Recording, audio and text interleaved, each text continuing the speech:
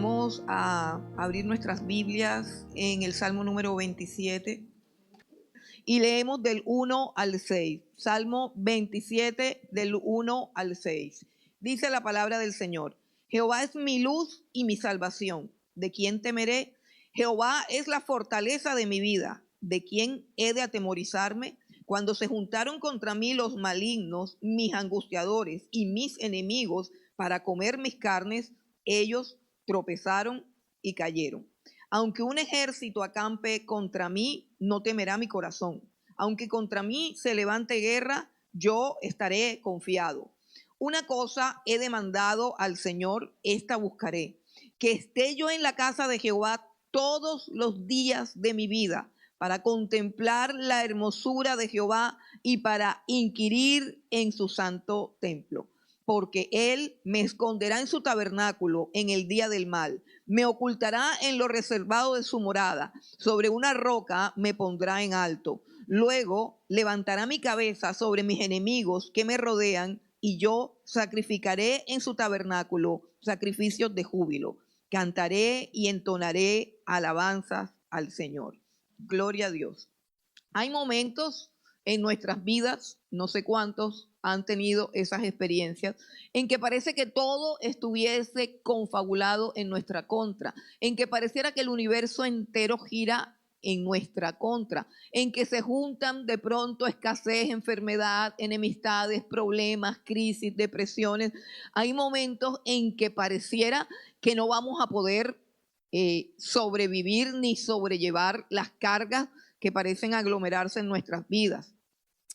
Dios en su palabra nos advierte de estos momentos como algo que es parte de la vida, algo que es natural, pero sobre todo que es algo que de alguna u otra manera siempre va a acosar al pueblo de Dios. Es necesario, la Biblia dice que a través de muchas tribulaciones entremos en el reino de los cielos. La tribulación, la angustia y la aflicción son una parte esencial de la vida cristiana, una parte cotidiana de la vida cristiana. El asunto es cómo las experimentamos y cómo las vivimos. Aquí tenemos un salmo que es supremamente poderoso, supremamente glorioso, pero sobre todo que tiene una profundidad de conocimiento para mostrarnos realmente cómo enfrentar estas circunstancias, cómo enfrentar estas dificultades. La Biblia nos advierte acerca del origen de estas dificultades,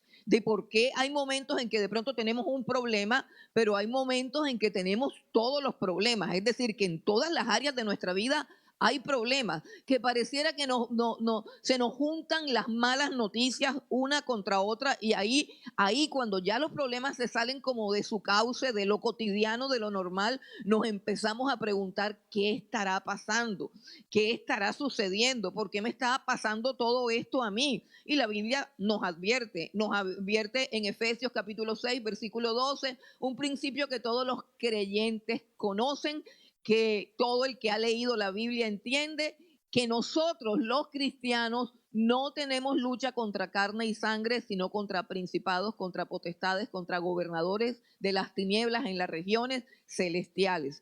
Que nosotros estamos en medio de una batalla espiritual, que todos los ejércitos de Satanás y de sus demonios son nuestros enemigos. Y todo lo que ellos puedan hacer en nuestra contra y que Dios se lo permita, los va a hacer.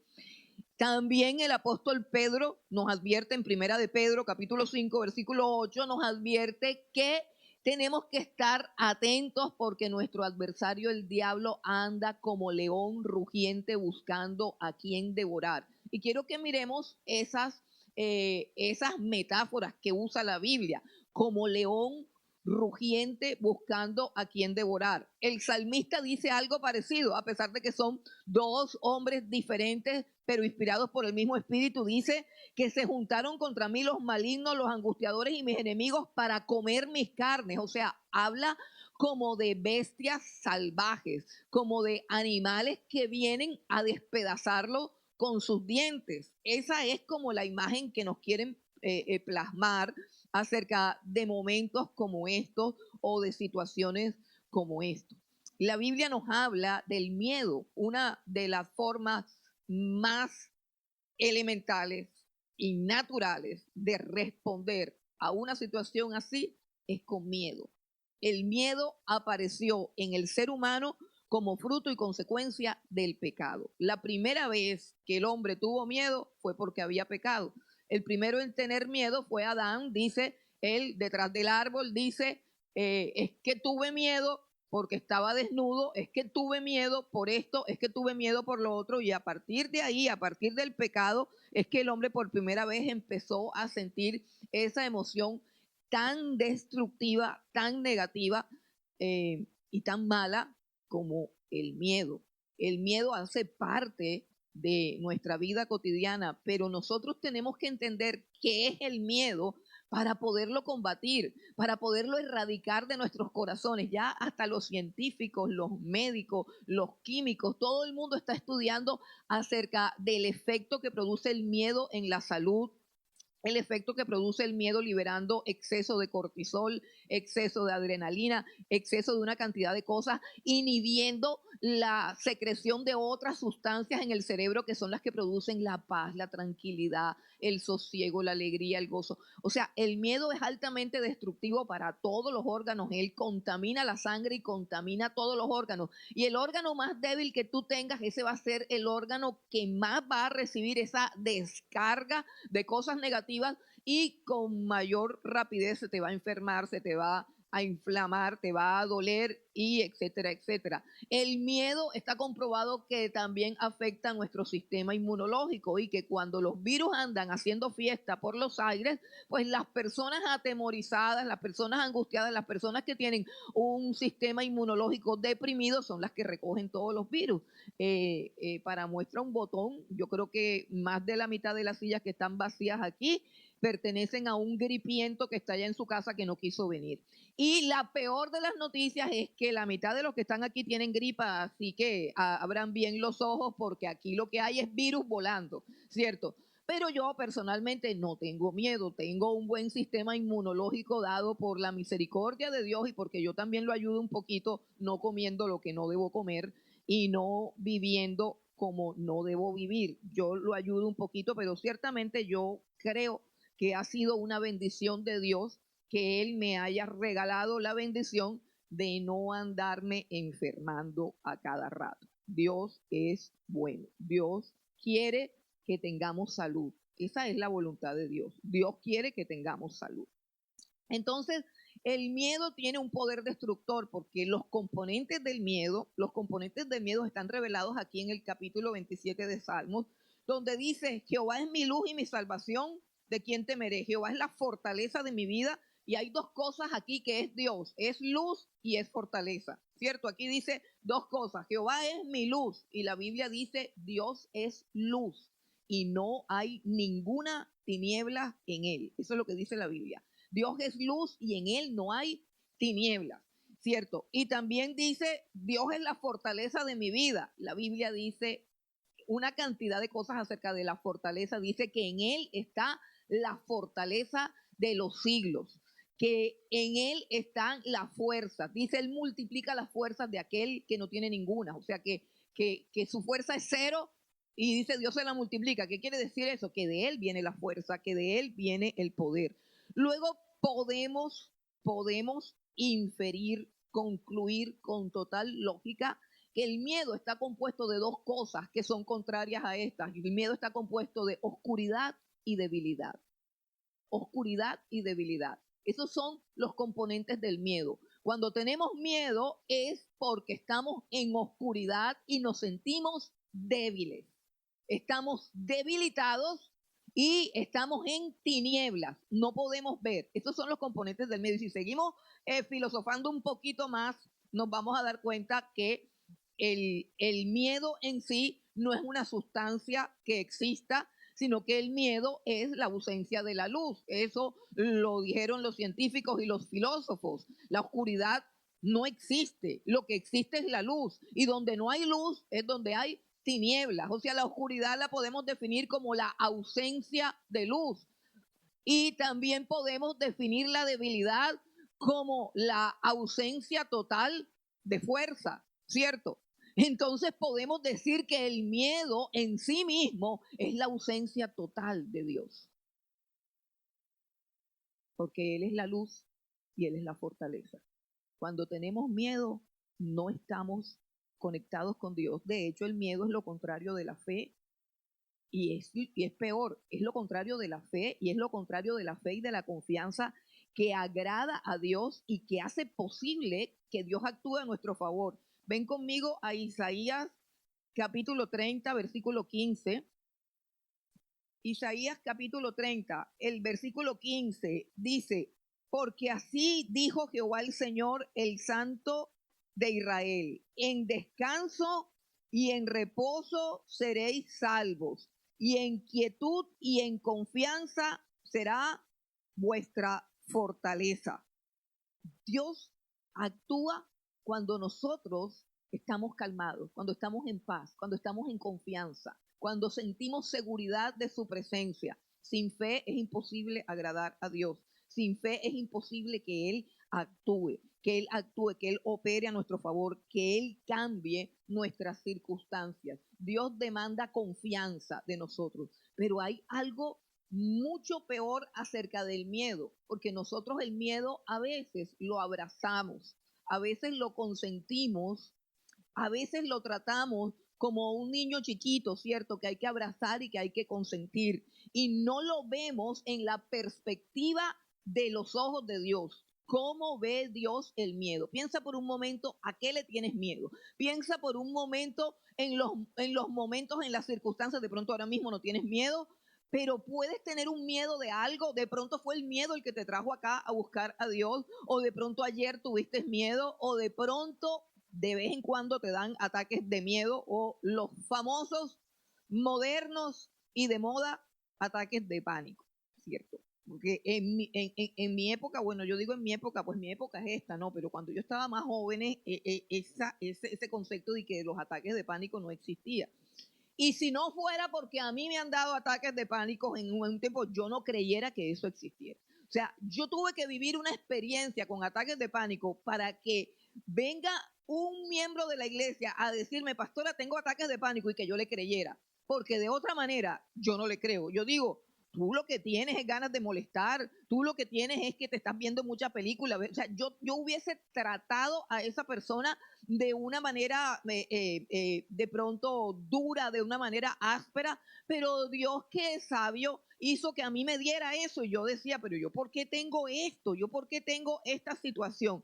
Y bueno, y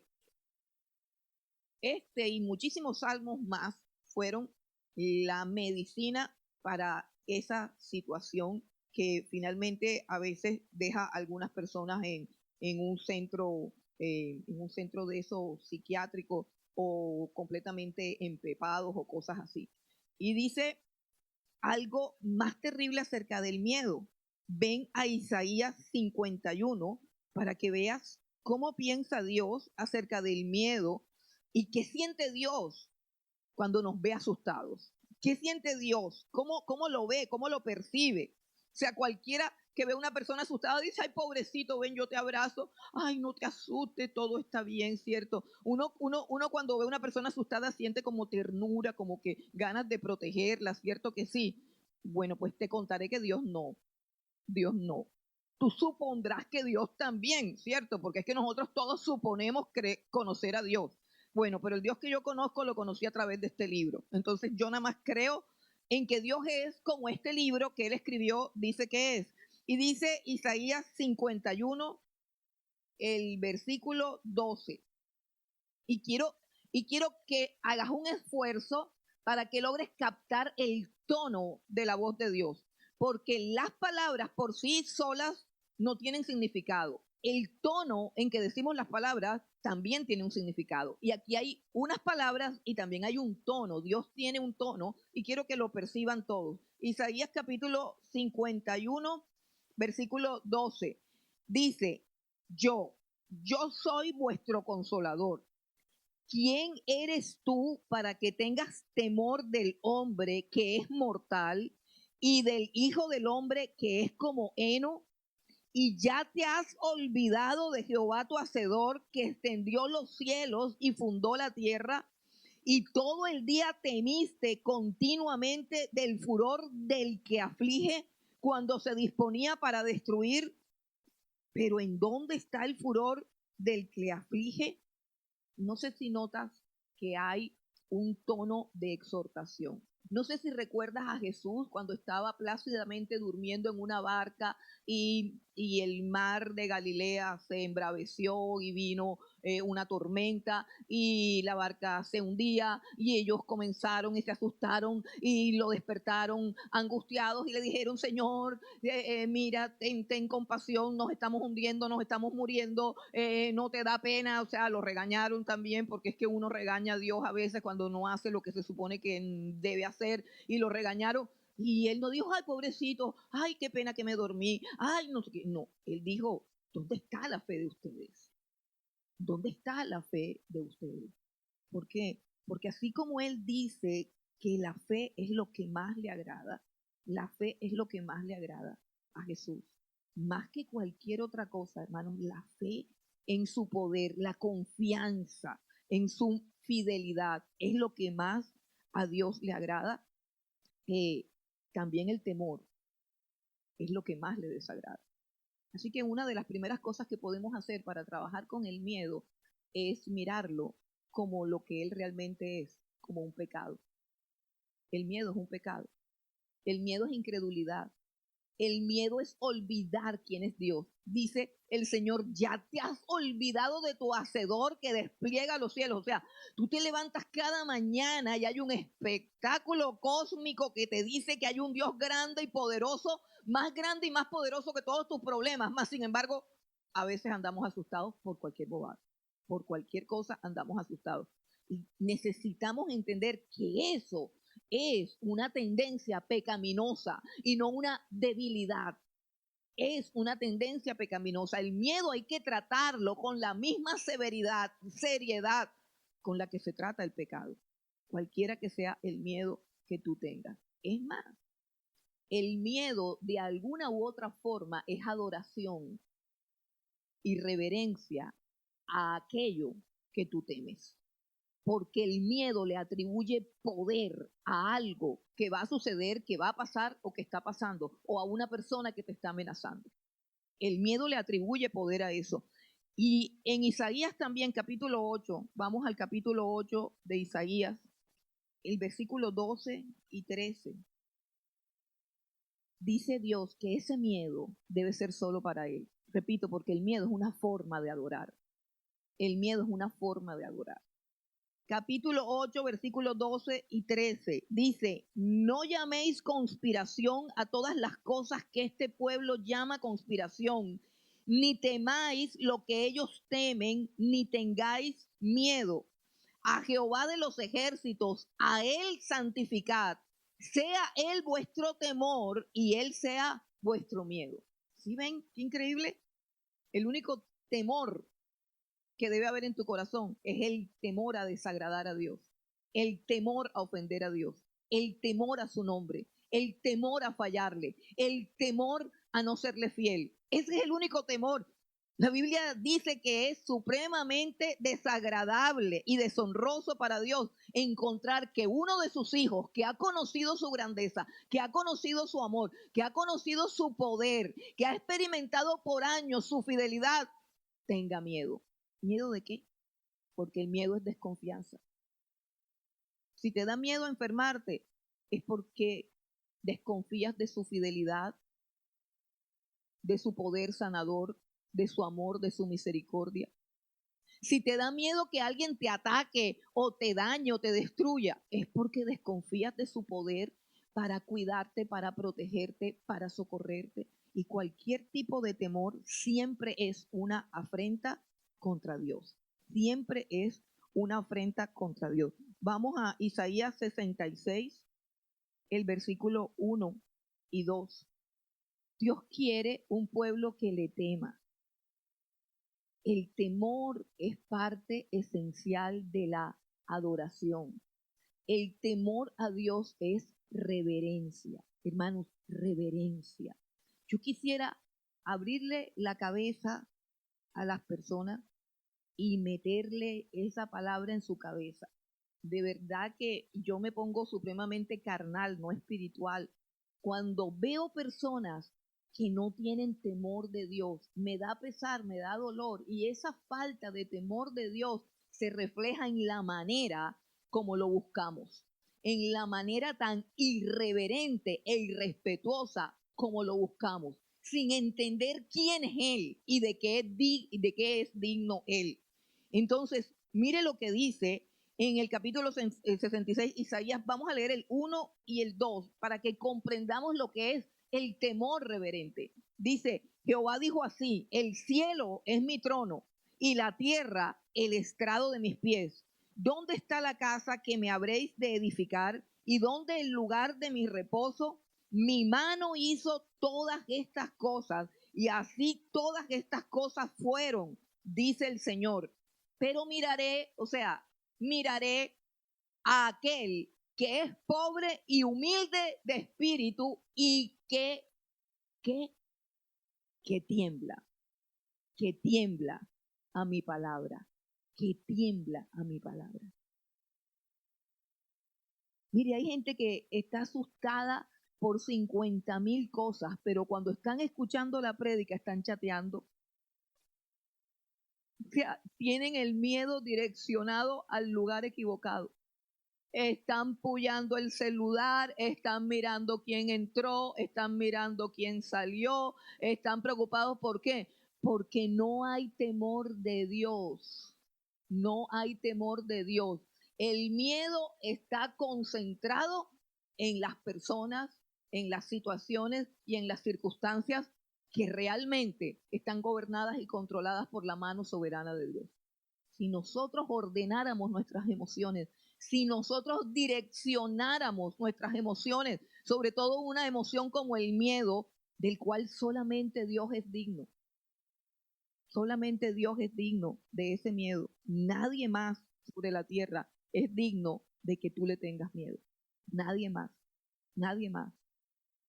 Pero muchas personas le tienen miedo al jefe, y no estoy hablando de respeto, porque usted tiene que respetar las autoridades. Por ejemplo, nosotros estamos en una cultura tan irreverente, los progres, los de izquierda, todos ellos que están levantando una bandera de rebelión contra todos los principios básicos de la ética, de la cultura, de los principios, de los valores, de la urbanidad. O sea, parece que la humanidad entera está en contra de eso.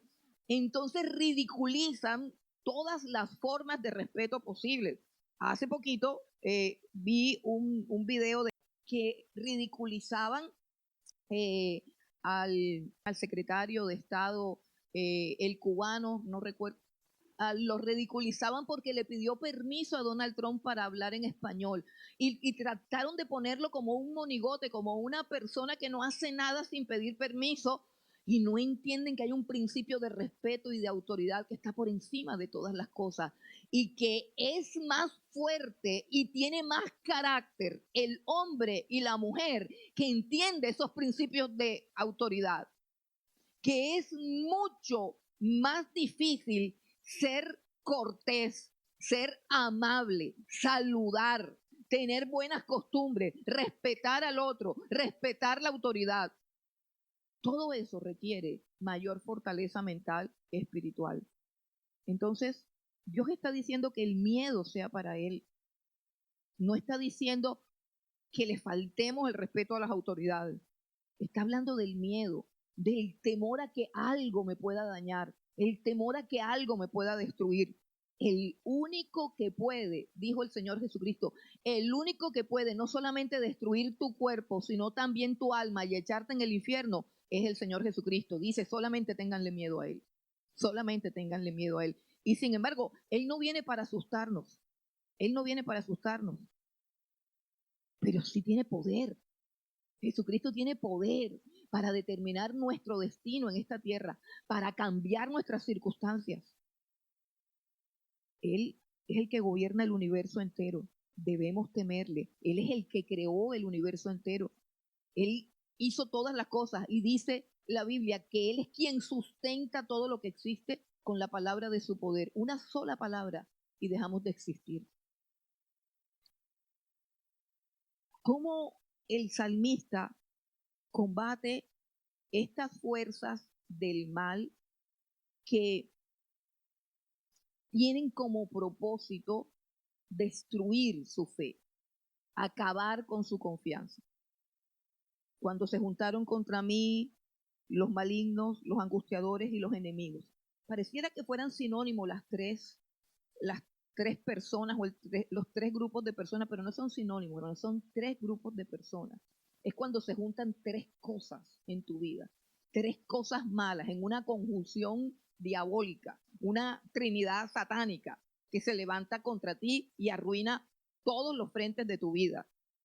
Y cómo combatir eso, o sea, qué hacer cuando eso pasa, porque muchas veces pasa. No sé si hay algún afortunado, quizás. No creo que sea muy afortunado una persona que no conozca estas cosas. ¿Por qué? Porque el que ha conocido estas cosas, las ha experimentado y las ha vencido, es una persona mucho más fuerte, mucho más libre, mucho más eficaz para todo. Entonces, ¿qué hace el salmista? ¿Qué es lo que quiere? O sea, ¿qué significa comer mis carnes? Porque eso no es literal. Los enemigos, los angustiadores, ellos no van a comerse tu carne. Ellos se van a comer tu fe, tu paz, tu tranquilidad. Van a impedir que reposes, van a impedir que duermas, van a impedir que tengas tranquilidad, te van a atormentar. Eso es lo que quiere, que pierdas la fe, que pierdas la confianza en Dios. Quiere llevarte a convertirte en un manojo de nervios, en una persona enfermiza, en una persona que cree que de alguna manera Dios la ha olvidado. ¿Cómo combatir eso? Y entonces el salmista nos dice que el antídoto es la presencia de Dios. El antídoto es la presencia de Dios. El antídoto contra el miedo es la presencia de Dios. Dice, porque Dios es luz. Nuevamente, primera de Juan, capítulo 1, versículo 5, porque Dios es luz y no hay tinieblas en él. Porque Dios es fuerza y Él nos da fuerzas para seguir. Algunos confían en sus carros, en sus caballos. Nosotros, en el nombre del Señor, tendremos nuestra fortaleza. Eso es lo que dice alguien que ha conocido el poder de Dios. La presencia de Dios es un antídoto poderoso contra el miedo. El lugar de la presencia de Dios es impenetrable. Dice, Él me esconderá en su tabernáculo. Él me esconderá en su tabernáculo. ¿Qué quiere decir? Que en el ámbito espiritual, cuando tú estás en la presencia de Dios, hay un muro infranqueable alrededor tuyo que no permite que los malignos, tus angustiadores y todos esos penetren a ese lugar donde tú estás. El lugar de la presencia de Dios es impenetrable para el enemigo y para las fuerzas del mal. Pero hay algo importante que tenemos que recordar y es que al lugar de su presencia no entra nadie que no haya sido limpiado por la sangre del Señor Jesucristo. Al lugar de su presencia no entra nadie que no haya nacido de nuevo y que no haya sido perdonado, limpiado y adoptado como hijo suyo. Y no se trata de lo que tú haces. Por más que predicamos el evangelio de la gracia, para el ser humano le es supremamente difícil creer que él no tiene que hacer nada porque Cristo lo ha hecho todo. Una de las cosas por las cuales no llegamos a su presencia con la reverencia y con la frecuencia que debiéramos llegar es porque realmente no hemos creído en la suficiencia, en la eficacia total del sacrificio de la cruz para abrirnos la puerta a su trono de gracia. La Biblia dice claramente que debemos entrar en su presencia por el camino vivo y nuevo que Él abrió a través de su carne, no de que te estés portando bien. La entrada a la presencia de Dios no tiene nada que ver con nuestra conducta. tiene que ver con nuestra fe en lo que hizo el Señor Jesucristo en la cruz del Calvario, fe en la sangre que Él vertió para pagar y saldar todas las deudas de mi pecado, del de ayer, del de hoy y el de mañana. Esos pecados han sido lavados y pagados con la sangre de Jesús. La muerte de Jesús fue el precio de lo que yo debo por todos los pecados que he cometido y por todos los pecados que en mi debilidad vaya a cometer, y Dios me guarde. Toda mi deuda fue pagada en la cruz del Calvario. Escucha bien, porque te estoy diciendo el Evangelio.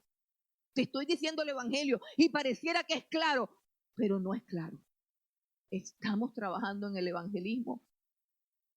Y cuando estaba preparando la clase que tiene que ver con la tercera columna del evangelismo, que es la solución del problema, que es la cruz del Señor Jesucristo, el Señor habló a mi corazón y me dijo, hay personas que no han creído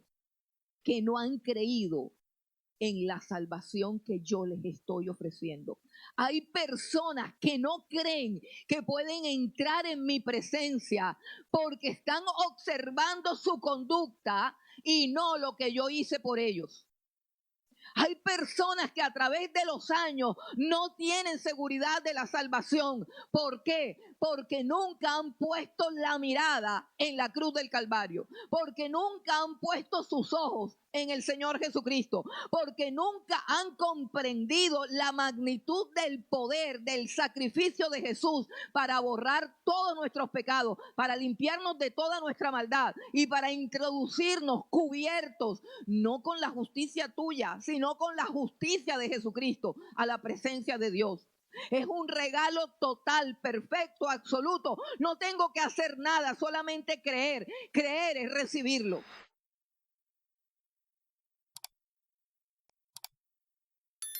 Pero es triste decirlo. Y a veces, pues, una vez que descubrí que había más de 8 personas que no están seguras de que vayan para el cielo, me pregunté si el problema era mío. Me pregunté si el error estaba en nuestra forma de predicar, si el mensaje que nosotros predicamos está incompleto, si la gracia del Señor Jesucristo no ha sido expuesta con claridad, si alguna vez de pronto yo me las haya dado de santurrona. Yo le preguntaba a los jóvenes, a una jovencita, yo le decía, yo soy religiosa. O sea, ¿tú crees que yo sea santurrona o religiosa? Yo aborrezco la gente santurrona. Yo aborrezco la gente religiosa. Yo aborrezco la gente hipócrita. Dios nos puso a nosotros un chip para amar al pecador, no al santurrón. Amar al pecador, al que es consciente de su pecado, al que no lo tapa, al que no lo oculta. ¿Por qué? Porque la gloria de Dios en ese pecador se puede manifestar con mayor facilidad. Eso es lo que dice la Biblia. La Biblia dice que Dios escoge a lo vil y a lo menospreciable para deshacer lo que es, para que nadie se jacte en su presencia. La gloria de la cruz es que evidentemente tú sí eres pecador, tú sí eres malo, tú sí eres inclinado al mal, pero vas para el cielo por lo que Jesucristo hizo. La gloria de la cruz es que la justicia de Jesús te es imputada como un vestido y pasas, por decirlo así, cubierto con una vestidura que no es tuya, es de Jesús.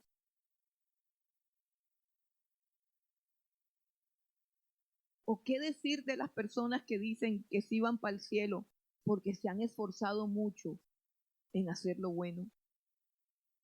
No sé quién está peor. Porque nadie va al cielo por hacer cosas buenas. Porque no hay absolutamente nada, nada que yo pueda hacer para ganarme el cielo. El cielo es el trono de Dios.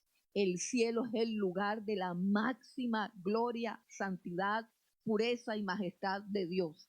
En el cielo no puede ir nadie medio bueno. En el cielo no puede llegar alguien que sea 95% bueno y 5% malo. No, porque se muere por ese 5% de maldad, por esa mancha, queda completamente muerto en la presencia de Dios. Dios nos ha provisto de una cobertura. Dios nos ha entregado la justicia de su Hijo Jesucristo a los que han creído, pero si tú no crees no la puedes tener. A los que han creído, hermano. Ese es el milagro de la gracia. Por eso yo puedo entrar confiadamente en ese lugar, habiendo pecado o no habiendo pecado. Puedo entrar alegre cuando no tengo conciencia de pecado. Escúchame bien. Y puedo entrar triste cuando tengo conciencia de pecado. Porque la entrada a la presencia de Dios no es ni por mi alegría ni por mi tristeza, ni por mi justicia, ni por mi pecado. Es por la sangre preciosa de Jesucristo derramada en la cruz del Calvario. Y eso es eterno, inmutable, perfecto. No fluctúa. Esa es mi entrada amplia, segura y espaciosa. Y Dios quiere que esa sea la tuya, porque es que no hay más entrada. No hay más entrada. Estudia quién es Jesús. Jesús dijo, yo soy la puerta de las ovejas. La única forma, la única puerta, el único acceso al trono de Dios es Jesucristo. Su justicia, su muerte, su sangre, su cruz. Todo lo que Él hizo es completo. Dice el libro de Hebreos, con una sola ofrenda hizo perfectos para siempre a todos los santificados. Él con una sola ofrenda me hizo perfecta a mí. Y lo que ahora vivo, como dice el apóstol Pablo, en mi carne, o sea, todos mis errores y todas mis equivocaciones, las vivo en la fe del Hijo de Dios, que me amó y se entregó. Todo lo que yo haga está cubierto con su sangre. Me esfuerzo para agradarle.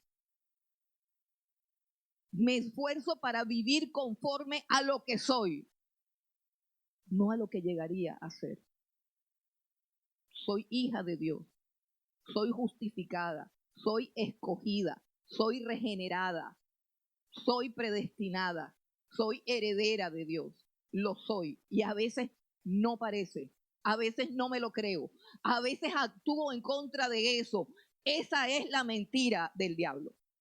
Esa es la mentira de mi inclinación pecaminosa, pero yo soy, como dice la Biblia, lo que Dios dice que soy. Y por eso debo ir a la presencia de mi Padre, porque soy hija, no porque me porté bien o me porté mal, porque Él me adoptó. Y el precio de mi adopción fue la sangre de su Hijo Jesucristo. Al lugar de su presencia no entra nadie que no haya sido lavado por la sangre de Cristo, que no haya nacido de nuevo, que no haya sido adoptado como hijo suyo, que no haya sido reconciliado por Dios. Y todo eso es todo aquel que ha creído en Jesucristo. Nadie puede comprar el acceso a su presencia. Nadie. Nadie porque visite una iglesia entra en la presencia de Dios. No. El mismo Dios bajó, descendió y pagó el precio para que tú pudieras entrar en su presencia. No todos los que entran a una iglesia conocen la presencia de Dios. La presencia de Dios la conocen solo los que han creído en Él. Y yo quiero invitarte a que conozcas, más allá de la religión, más allá de tus creencias, que conozcas a Dios de verdad y te conviertas en un verdadero adorador, no en una persona que tiene que estar luchando con su carne para llegar temprano al culto. ¿Sabe por qué? Porque cuando tú conozcas a Dios, Cuando tú conozcas el deleite, la plenitud, el gozo, la paz, la fuerza, el poder, todo lo que hay en su presencia, correrás a sus pies en libertad sin que nadie te empuje. Y si estás enfermo, correrás más. Y si estás triste, correrás más. Pero aquí estamos hablando de un hombre que conoce la presencia de Dios. La conoce porque ha estado allí. La conoce porque ha andado allí. Y el que conoce la presencia de Dios ya no conoce el miedo. El miedo es ausencia de Dios. El miedo es oscuridad. El miedo es debilidad. ¿Qué se hace en el lugar de su presencia? Dice el versículo 4. ¿Qué se hace en el lugar de su presencia? Mire lo que dice el salmista. Una cosa he demandado al Señor, esta buscaré, que esté yo en la casa del Señor todos los días de mi vida. ¿Para qué cosa? Dice, para contemplar la hermosura del Señor y para inquirir en su templo. Mira, si tú no has ido nunca a la presencia de Dios, tú no sabes de qué está hablando este hombre. Y quiero decirte que te estás perdiendo de algo supremamente grande y glorioso que sana, que liberta, que restaura. Te estás perdiendo de la gloria de su presencia. Te estás perdiendo del premio principal que fue el motivo de nuestra salvación. La gente piensa que Cristo murió para que no vayas para el infierno. La gente piensa que Cristo murió para perdonar tus pecados, que Cristo murió para sanar tus dolencias. No, sanar tus pecados, librarte del infierno y todas esas cosas son cosas que Él tuvo que hacer para una sola causa: llevarte a la presencia de Dios, devolverte al estado de plenitud, de gozo, de deleite que tuvo Adán y Eva un día cuando cara a cara miraban a Dios en el atardecer. Pero eso se perdió y por eso lo que tenemos ahora que es miedo, miedo, miedo. Es difícil contemplar la gente que está muerta espiritualmente porque no saben adorar. ¿Qué es contemplar? Contemplar es conocer la grandeza de Dios, admirarla. No tanto entenderla, sino admirarla, ¿cierto? Como ahora está de moda la depresión, la ansiedad y todas esas enfermedades mentales, el estrés y todo eso, eh, como todo eso está de moda, entonces ahora hay aplicaciones para reducir la ansiedad, aplicaciones para reducir el estrés, aplicaciones para dormir. ¿Cuántos aquí conocen esas aplicaciones que están mirando raro? No las conocen. O sea que han pasado sus noches en vela y buscando para ver con qué me duermo. ¿Qué hago para no tomarme la pastilla? ¿Qué hago para no tomarme la pastilla? Bueno, aplicaciones. ¿Y qué tienen esas aplicaciones, hermanos? ¿Qué tienen esas aplicaciones? Paisajes y música clásica. Eso es lo que tienen las aplicaciones. Paisajes que Dios ha creado y música clásica. Yo, ay, gran cosa, descubrieron la pólvora ahora. Todo lo que Dios creó fue para que tuvieras paz y lo conocieras. Los cielos cuentan la gloria de Dios, el firmamento anuncia la obra de sus manos. Todo lo que Dios creó está diseñado para que tengas paz. Todos los colores del cielo y todo lo que sucede en el cielo, el estruendo de los mares, las olas, todo está diseñado para que el hombre mental, emocional y espiritualmente esté en un completo equilibrio. Y, hermano, perdónenme la palabra, pero somos tan estúpidos y somos tan ridículos que ahora pagamos una aplicación para que en nuestro celularcito nos salgan los paisajes y nos salga la música clásica. Porque yo no creo que haya alguien aquí amante del reggaetón que crea que el reggaetón produce paz o que el rock produce relajación. Yo no creo que haya una mente tan obtusa, tan necia que crea que esos ritmos pueden producir algo bueno. Pero eso es lo que hacen las aplicaciones. Descubrieron que la música clásica y contemplar paisajes y escuchar el ruido del arroyo, del río y el canto de las aves y de los pajaritos, que eso quita la ansiedad. Sí, porque eso lo creó Dios. Y todo lo que creó Dios es bueno. Todo lo que creó Dios es bueno. ¿Qué hacemos cuando estamos en su presencia? Adorarlo, hermano. Adorarlo. Adorarlo es contemplarlo. Adorarlo es un ejercicio voluntario. Escuche, es un ejercicio voluntario de concentración de tu mente, de tu corazón, de tus sentidos y de tu voluntad en la persona de Dios, en su belleza, en su bondad, en su justicia, en su amor, en todos sus atributos. ¿Cuánto tiempo puedes tú dedicarte a eso en el día? ¿Cuánto tiempo puedes hacer eso? Y aquí está David, perseguido por 3 ejércitos, y está diciendo, lo único que le pido yo a Dios, para que no creas que David es un bobo perdedor de tiempo. No, tiene 3 ejércitos persiguiéndolo para devorarlo. Y dice, yo lo único que le pido a Dios es que todos los días de mi vida, yo esté en la casa del Señor contemplando su hermosura, inquiriendo en su santo templo. Porque yo sé que si yo hago eso, Él va a hacer lo otro.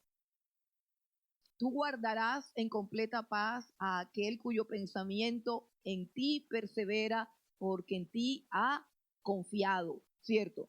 Pero si nuestros pensamientos divagan de allí para acá, caos, tinieblas, oscuridad y cansancio. ¿Qué se hace en la presencia de Dios?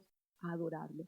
Hermano, si tú supieras el beneficio que hace a tu salud física, mental y emocional. Yo sé que te fastidia y que te da rabia y no tengo ninguna mala intención, Dios me es testigo. Si tú te supieras cuánto bien le hace a tu alma y a tu cuerpo adorar a Dios, estuvieras aquí temprano, antes de 10 de la mañana.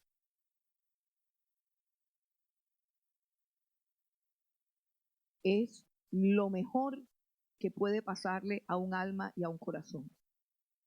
Encontrarse con la presencia de Dios. Lo está diciendo un guerrero. David es un guerrero y dice que no me falte tu presencia, que no pase un día en mi vida en el que yo no esté en tu presencia. Entrar en el lugar de su presencia me da la victoria contra mis enemigos, pero no porque yo pelee, sino porque Dios pelea por mí. Cuando yo amo su presencia, cuando yo disfruto su presencia, pasan cosas simultáneamente. Porque tú puedes llegar a creer, oye, con tanto problema que yo tengo, ¿cómo yo me voy a dedicar y que a contemplar la hermosura del Señor? O sea, ¿cómo yo me voy a dedicar con tanto problema que tengo? Me están persiguiendo, me están acosando, tengo tantas demandas, tengo tantas facturas por pagar, tengo a mi abuelita enferma, tengo a los niños en el colegio que me los van a sacar. ¿Yo cómo me voy a sentar disque a contemplar la hermosura del Señor? Ese es el problema de nosotros, la incredulidad. Ese es el problema, que somos tan materiales, tan lógicos, por así decirlo, tan carnales y tan incrédulos. Ese es el problema. Pero ¿qué nos dice la Escritura? ¿Qué es lo que sabía David que tú tienes que saber hoy? ¿Qué es lo que sabía David que tú tienes que saber hoy? Dice, si yo, David, es tan sencillo, dice, si yo me dedico a contemplar la hermosura de Dios y a inquirir en su tanto templo, Él me esconderá en su tabernáculo, tendré protección. Él me esconderá en su tabernáculo, o sea, Él va a hacer algo. Él va a hacer algo, me va a esconder, me va a ocultar de mis enemigos. Y dice, me ocultará en lo reservado de su morada. Mira, me esconderá en su tabernáculo en el día del mal, en el día del mal. ¿Cuál es el día del mal? Pues esos son muchos días, hermano. Hay días en que no pasa nada, pero hay días en que todo parece estar confabulado contra ti. Ese es el día malo. Dice que tenemos que fortalecernos con el poder de Dios y que estemos firmes en el día malo hasta que acabe todo. Es lo que dice Efesios capítulo 6. Que tenemos que estar firmes con toda la armadura de Dios haciéndole frente al día malo hasta que el día malo se acabe. ¿Y eso cómo es? Aquí David lo está diciendo. ¿Qué hará Dios si tú lo buscas a Él en el día malo? Te esconderá en su tabernáculo, te ocultará en lo reservado de tu morada, de su morada. Pero hay algo más. Dice, sobre una roca me pondrá en alto. Sobre una roca me pondrá en alto. Te llevará a alturas.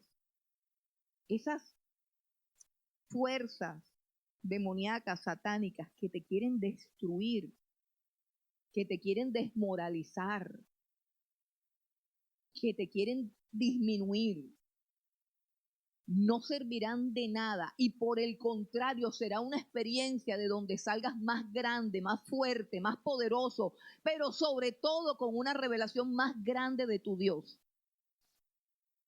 que hace que puedas vencer más fácil el temor y todas las insinuaciones que hace Satanás para que tengamos temor. Y dice el versículo 6, luego levantará mi cabeza sobre mis enemigos que me rodean. Levantará mi cabeza sobre mis enemigos que me rodean. Significa que te va a dar la victoria. Que todo lo que tus enemigos están planeando, fraguando, maquinando hacer, va a fracasar. Porque Dios te va a dar la victoria. ¿No te parece que esto es una promesa supremamente gloriosa? ¿Cuántos creen lo que estamos diciendo? ¿Cuántos creen? Hermano, entrar en el lugar de su presencia me da la victoria contra mis enemigos, porque ya les dije, miren, cuando Cristo murió en la cruz del Calvario, el velo del templo se rasgó de arriba abajo, dando ¿qué? Dando a entender que el lugar santísimo estaba abierto para todo aquel que creyera en el Señor Jesucristo.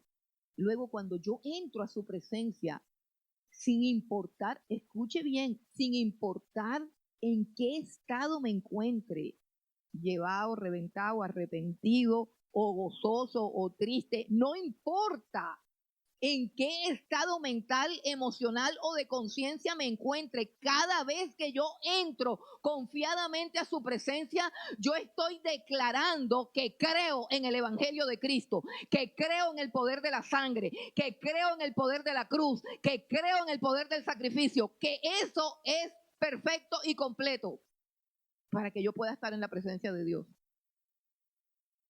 Y el Evangelio es el poder más grande que hay en el universo. Eso es una estocada contra el diablo. Impresionante. En el lugar de su presencia solamente hay intimidad, hermano. Cuando estamos hablando del lugar de su presencia, estamos hablando de lo secreto, de la intimidad entre Dios y tú. Allí el enemigo no puede estar, ahí estás seguro, ahí estás a salvo. Luego, en ese lugar donde tú estás contemplando su hermosura, donde tú estás bendiciendo su nombre, donde tú lo estás alabando, en ese lugar, hermano, no puede estar el enemigo porque el enemigo no resiste la alabanza. El enemigo no resiste la adoración. ¿Por qué, hermano? Porque cuando los angustiadores, los enemigos y los malignos se juntan, o sea, las tres fuerzas del mal se juntan contra ti, el propósito de esas tres fuerzas del mal es que tú, número uno, tengas miedo o rabia o amargura, o te quejes o reniegues o maldigas o insultes a alguien. Y eso nos lo muestra claramente el libro de Job, cuando Dios dice, cuando el diablo le dice a Dios, es que Job no te sirve de balde, es que tú lo has bendecido, es que tú lo has prosperado, quítale todo eso, dáñalo, déjame que yo me encienda contra él y le haga todo lo que yo sé hacer, enfermarlo, arruinarlo, oprimirlo, destruir su matrimonio, acabar con su familia, esas cosas, deja que yo se las haga para que veas que él inmediatamente reniega y te maldice. Y todo lo que quieren hacer esas tres fuerzas del mal, ellos no están interesados en tu dinero. Las fuerzas del mal no están interesadas en tu salud. Las fuerzas del mal no están interesadas en tu bienestar o en tu malestar. Las fuerzas del mal están interesadas en que tú pierdas esa fe, en que tú blasfemes el nombre de Dios, el que tú digas maldiciones, quejas, reproches. Eso es lo que quiere, porque es la voz contraria a la alabanza. La alabanza es el resultado contrario. Entonces, cuando el diablo enfila todas sus fuerzas para dañarte y destruirte, y tú en vez de quejarte, en vez de llorar, en vez de renegar, en vez de maldecir, colocas la alabanza y comienzas a cantar, el infierno se tapa los oídos porque eso no es lo que quiere. Eso es exactamente lo que no quiere. Porque la alabanza es un arma poderosa de guerra contra la maldad. Cuando comenzamos todo ese asunto de la guerra espiritual por este país, hubo una demanda de Dios para su iglesia y Dios dijo, hagan altares de adoración, hagan altares de oración, hagan altares de alabanza. ¿Quieres que tu casa sea una casa de bendición? Que haya altar de alabanza, que haya altar de adoración, que haya alabanza en tu casa, que haya oración, que se proclame la palabra de Dios en tu casa. Y las fuerzas del mal no pueden entrar a una casa así. Eso es territorio que para ellos les quema, los consume. Ellos no soportan ese territorio. ¿Por qué tanto tropiezo para orar, para buscar a Dios, para venir a alabarlo? 2 horitas, hermanos, 2 horitas y no puedes llegar. No puedes llegar. No, que el tráfico, no, que mi hijo, no, que mi abuela. ¿Por qué no puedes llegar? Porque el diablo no quiere que llegues. Porque en el lugar de la adoración, Él no tiene poder sobre tu vida. Porque cuando estás en la alabanza y en la adoración, las fuerzas de Dios, de su espíritu, sus ángeles, sus ejércitos comienzan a trabajar a tu favor. Comienzan a destruir a tus enemigos. Dios actúa cuando tú lo alabas. Dios actúa cuando tú lo alabas. Dice el Salmo 27, cuando se juntaron contra mí los malignos, mis angustiadores y mis enemigos para comer mis carnes, ellos tropezaron y cayeron. ¿Por qué tropezaron? ¿Por qué cayeron? Porque tú no tenías la actitud que permite que ellos entren a tu vida para destruir, sino que estabas adorando a Dios, estabas alabando a Dios. No estabas renegando, no estabas maldiciendo, no estabas defendiéndote con las uñas, no estabas devolviendo mal por mal. Estabas en un proceso de una guerra espiritual donde el reino de los cielos estaba involucrado a tu favor.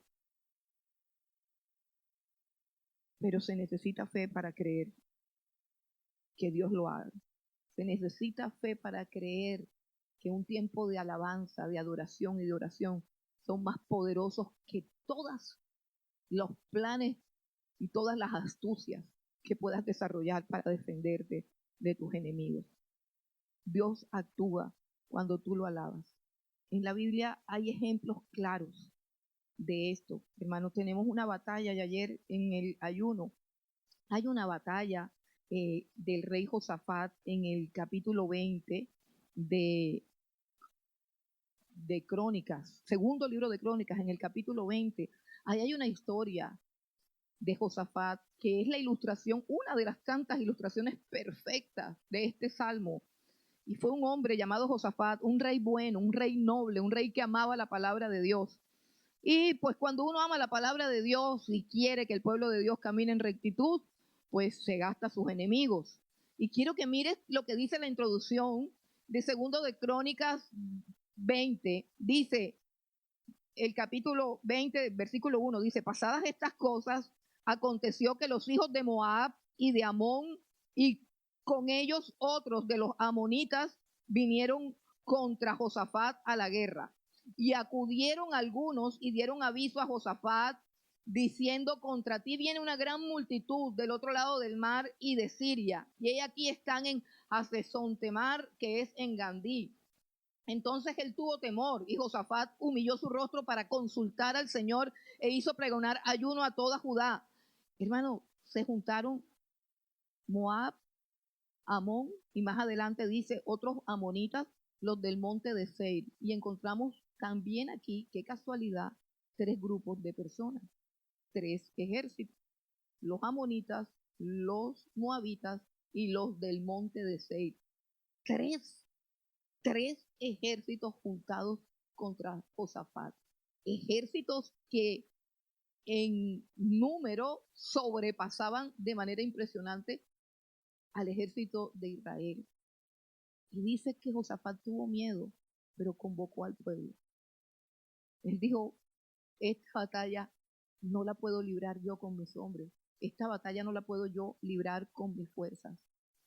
Y si te lees toda la historia, te la voy a dejar de tarea para que la leas toda la historia preciosa y gloriosa. Sucedió exactamente esto que Dios promete hacer.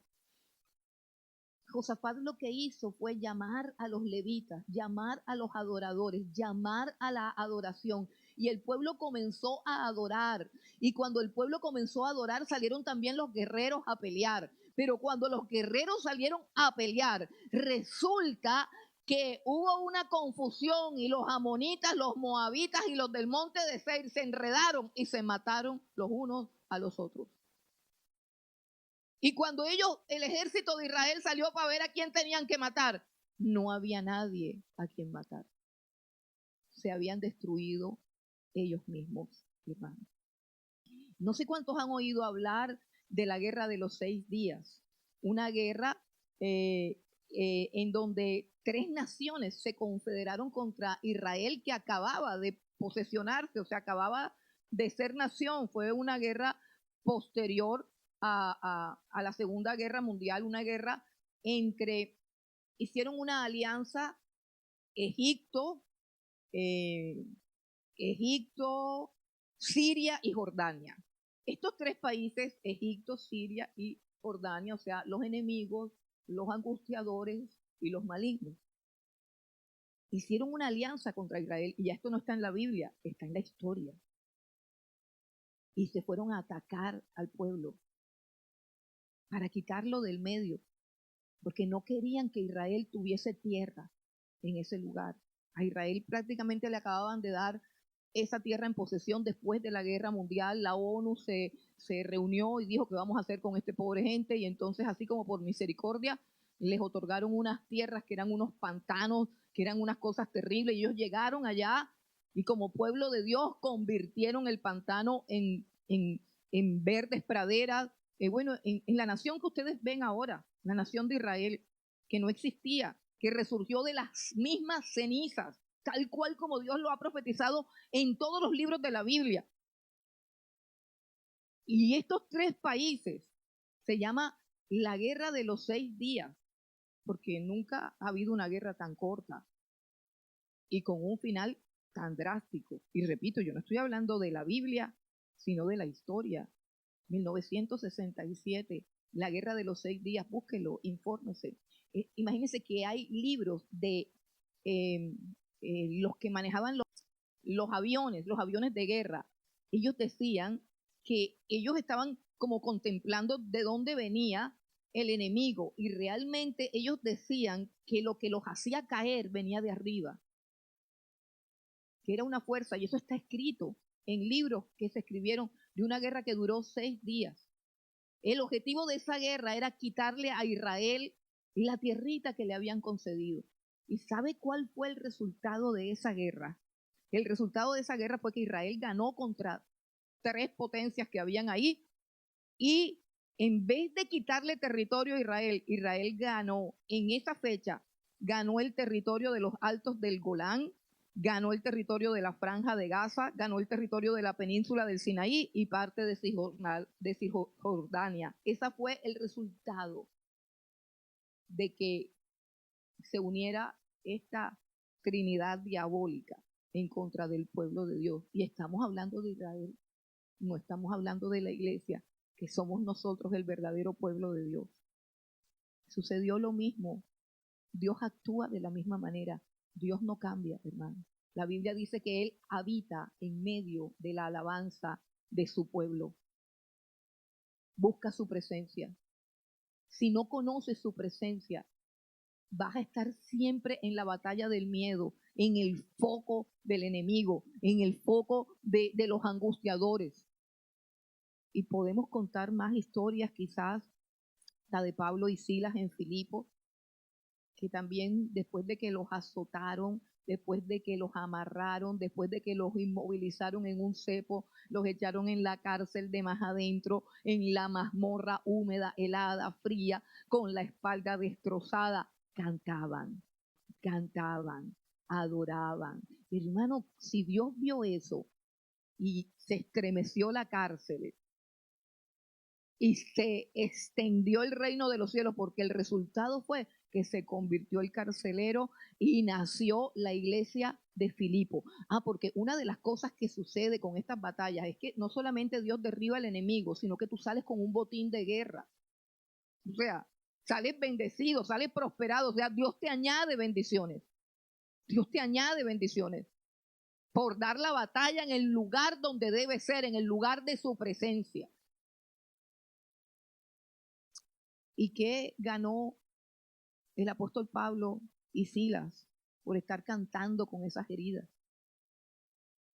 Ganaron salir de la cárcel, ganaron que los recibiera el carcelero de Filipo, ganaron la fundación de la iglesia de Filipo. Y si no lo sabes, la iglesia de Filipo fue la iglesia que sostuvo económicamente al apóstol Pablo en sus viajes misioneros.